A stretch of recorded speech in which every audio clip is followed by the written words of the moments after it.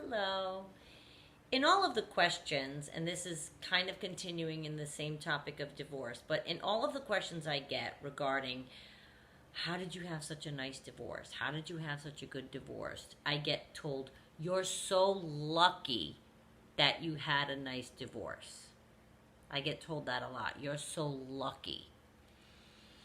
I think I'd like to say, I guess luck can play a part of it in that we were both willing to go forward and make the choices necessary to make the divorce nice.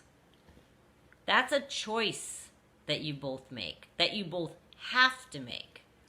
So you might say, well, he's impossible to deal with, or she's impossible to deal with, or they're a narcissist. How am I ever going to get anything resolved with this person? They're a monster in marriage. They're going to be a monster in divorce. Look, divorce is never easy for anybody. But if you both want the same thing and work together to form a pattern of behavior that reflects that true sentiment, that's the best thing you can do when there's children involved.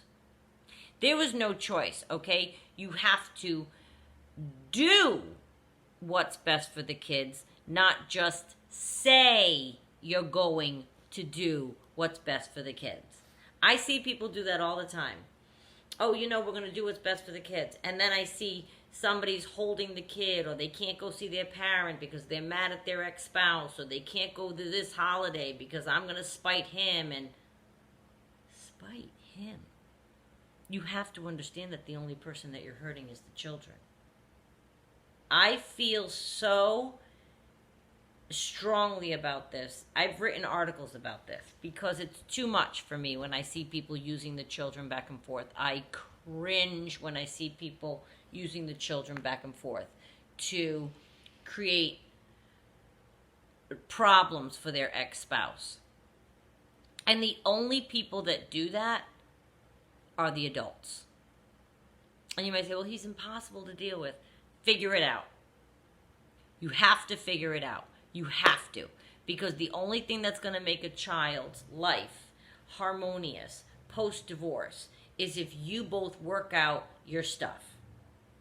And if you are using the kids, you're not doing what's best for the kids. You're not doing what's best for the kids. So you might say with your mouth that you want to do what's best for the kids. But over here you're behaving this way and you're clearly harming the children. You are, I've seen it so much, it really makes me sick. So as you go forward and think to yourself, well, how can we do this? How can we go forward? If you are married to somebody, say that they're a narcissist or just impossible, and you're at your wit's end and you're ready to divorce, you have to get to the point that you sit down and you say, now my ex-husband will tell you that this was my design. Because I sat down, and he's from people that are still married, almost 60 years, same parents are still married. That's his life, what he's from. So then he meets me and I say, okay, well, we're going to get a divorce. Here's what it's going to look like. We are on the same team. You're on the same team once you get divorced. That's team children. That's it. It's no longer you against him. If you've decided to divorce, this video is for. I'm not telling you whether or not to divorce. If you're there and you're divorcing, it's no longer about whether or not you two fight. You obviously fought enough that you divorced. So now start being friends. Well, what do you mean? How can't... He's not your husband or wife anymore. So you can arrive at a new place in your relationship, and it looks like this. You sit down and you say, okay, going forward, this is what I did. I said, going forward, here's what's going to happen. As divorced people, we're going to get along. We're a family still. We're going to be able to eat together, take meals together, have dinners together. We're going to be able to be at the kids' sporting events together, at the kids' school things together. Our families are all going to still be able to be in the same room. My parents, his parents. We've all throughout I've been divorced 16 years now almost. And I've had everybody in one room 1,000 times. And it works out. And he will say, he goes, that was Renee's design. There was no way on earth I was going to allow anything that was a fight or an argument that he and I were going to leak into the life. The argument is gone once the divorce happens. You don't care what he's like as a person anymore in a marriage. You divorced him. The argument's gone. There's no reason to argue anymore. And you might say, well, every time I go to pick up the kids or every time he comes here, he has something to say. Well, you have to learn ways to do that. And with a narcissist, they tell you that sometimes it has to be that you only, communicate with him through email or her. Or you gray rock them if they try to pick a fight. If it's not about the kids, you don't respond. You don't react. Somebody has to take the high road. Somebody has to. So if you are getting a divorce and you find that they're still trying to nitpick at you, somebody has to prioritize the children and their well-being and how they're going to see life now with divorced parents. And won't it be easier if their divorced parents can get along well? And won't it be easier if when there's a graduation, everyone can be in the same house?